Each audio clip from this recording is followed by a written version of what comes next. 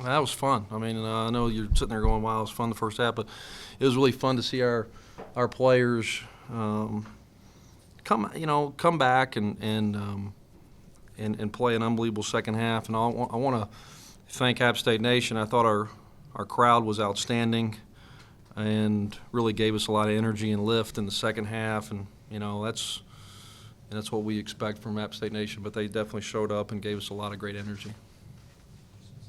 So what goes into just the change in team's overall demeanor as far as you're shooting the ball not well in the first half, and they're really kind of come out firing and hitting a lot of stuff? Yeah, I don't know if I've ever seen a team play as many defenses as they did in the first half. Now they've been on the road, and so I think they came in here and junk defense. But literally, we saw I think 7 different defenses there in the first half, and he couldn't get our guys just in a rhythm. And I thought we came out a little tight, maybe just filling the home court and our game will be easier on Wednesday because we played. The first one's always the hardest one, but. At halftime, we just say, listen, stop trying to figure out what defense they're in and just attack and go play. Just be players. We're spending 4 seconds trying to figure out what they're in.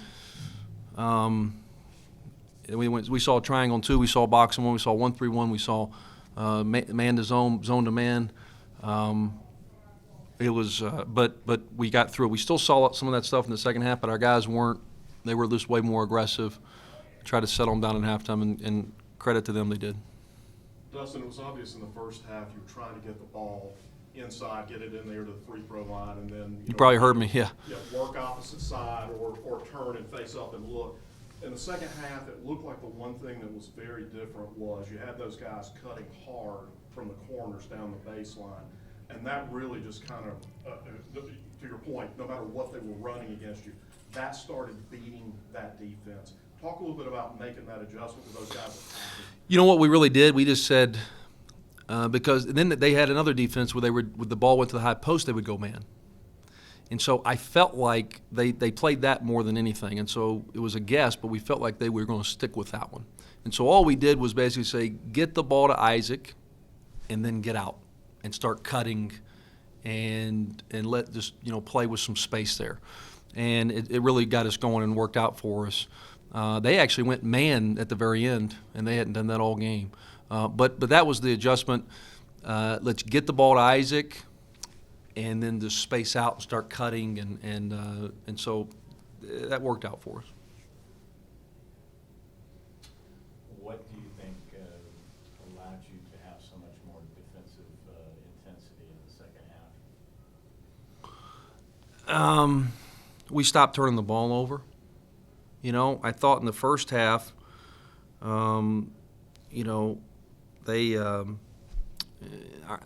I don't think necessarily our defense was as bad as our offense was awful. Right, exactly. And so they were scoring off of our mistakes offensively.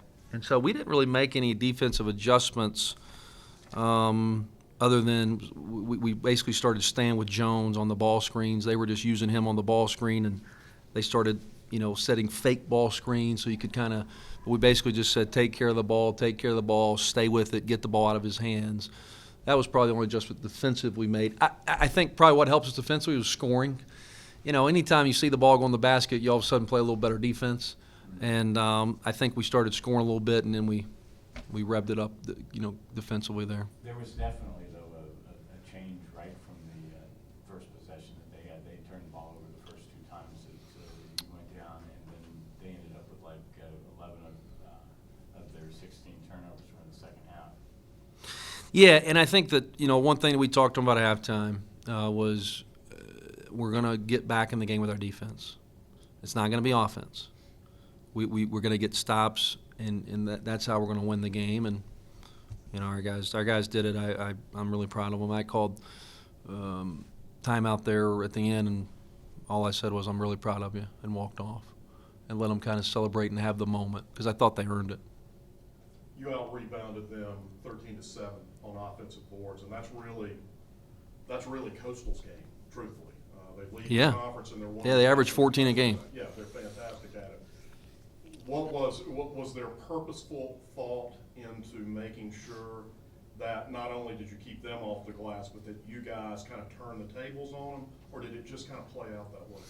It's an interesting question. I think it just kind of played out that way a little bit. Now, we emphasized it the last couple of days with their numbers. Their average 14 offensive rebounds a game.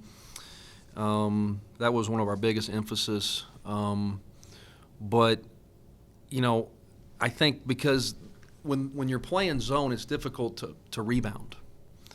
And they were playing a lot of zone. And so we were able to kind of sneak in there because you don't have a man right beside you to hit. You got to go find somebody when you're playing zone. That's one of the weaknesses. And so I think we were able to sneak in there against their zone a little bit and steal, 13, which were big, If we could have made our free throws, but that's part of it. Listen, about Justin just a little bit. I remember there was one point in the season where he wasn't shooting so great. You moved him to the bench just to try to change it up for him. Yeah. What's kind of gone into that becoming more of a regular thing kind of here late in the season? Yeah, as a coach, everybody's different. I can reach one kid better than I can reach, or a different way than I can reach one. Like, how do you pull greatness out of them? And it was really a mutual decision. Hey, he had a period of about 4 games where he just was really not playing well. Brought him off the bench against Troy. I thought he had probably the best game of his season. I thought he was just pressing to start the game. Insert him back in against Coastal, he didn't play very well. And so it was how do we get you to play, better? And so going into Monroe was, hey, let's stick with this, and I've done that with other players, and for the program to see that I'm going to be very fair and consistent to everybody. I'm not going to make emotional decisions. It's not like I jerked him in and out one time, or I've done that with Delph. I've given him, if it's a period of 3 or 4 games, you got to change it up to maybe get him focused, and sometimes he needs that extra focus. But I tell you what, it helps too. It helps bringing him off the bench. He's playing against some subs. I think it's not only helped him, but everybody, and I plan on sticking with it. And it's actually his idea to stick with it after Coastal. I played better at Troy. Maybe bring me off the bench from Monroe. And like I said, it was a mutual decision. But it's all about finishing the game more than starting. And certainly he played 36 minutes. But the last time we played Coastal a week ago, he started and he had 3 turnovers before the first media. And then the rest of the game he was pressing and forcing. And so this has allowed him to kind of, take a deep breath and see the game. But it's nothing more than the same thing I did with Hunter, Delph, other guys. Hope that answers that. As you head to the next game at Texas State, obviously you won the last time against them here, but Nigel Pearson doesn't play in that game. So as you go into prep for that game and thinking about where you might go with it, how much of it do you carry over from winning here, but also understanding there's going to be a different dynamic on the floor when we go there this week?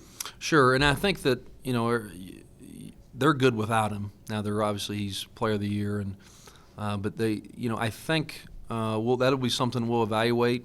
But I also felt like when we played them here, what's the formula for that game? It may be different than this game. And so I did feel like that in the second game, just from a team standpoint, our formula, was effective with him or not. And so, but we're gonna take a look at it. And I definitely think that the first game is the hardest one. This will really relax our guys a little bit. Haven't been in this position to host a game, and I felt like we came a little tight. But I think that, maybe they'll come out a little tight. I didn't know. I don't know. But I think that it's good for our psyche that we've beaten them, and we beat them the last time we played them. We asked the guys just about what it meant to them to get another Sun Belt tournament win for the program. Yeah. What does it mean to you to be able to do that in this first year? And I think it's a great step in the right direction. I told them this week, this is what we expect to do.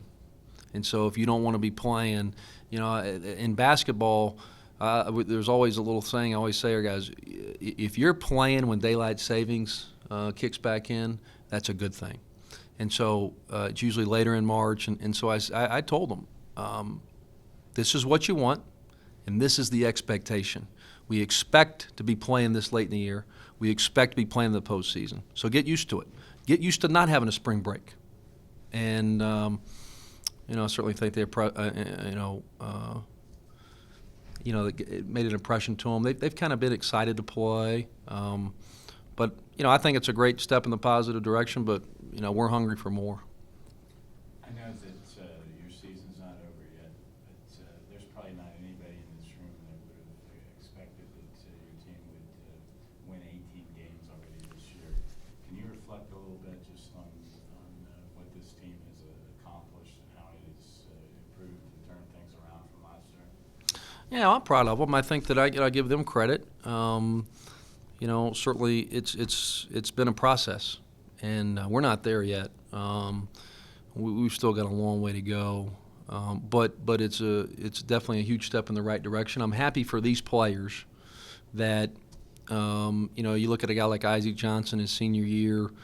I don't know the total, but for him to go out as a to completely have a different experience as last year, leaving college.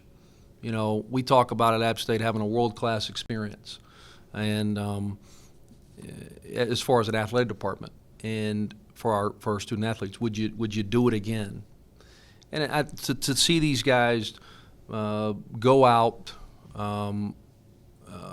just in a winning way, and having fun. They had a blast tonight, and the fans, and I think this experience, there's been some ups and downs. That's part of it. But I'm happy for them. I'm happy for O'Shawn Williams. I don't think I would have been sitting up here in October and saying, hey, I'm counting on O'Shawn Williams. I didn't know who was going to, but like, he's emerged as a really key player, a guy that averaged 3 points a game last year. But, I'm happy for those. Hunter Seacat, I think, has probably had the best season of his career. We're big on player development, but I give them credit for buying into what we've done, and I'm happy for them. I really am. But they know this is not what we're, this is not the standard. Like we're just getting started.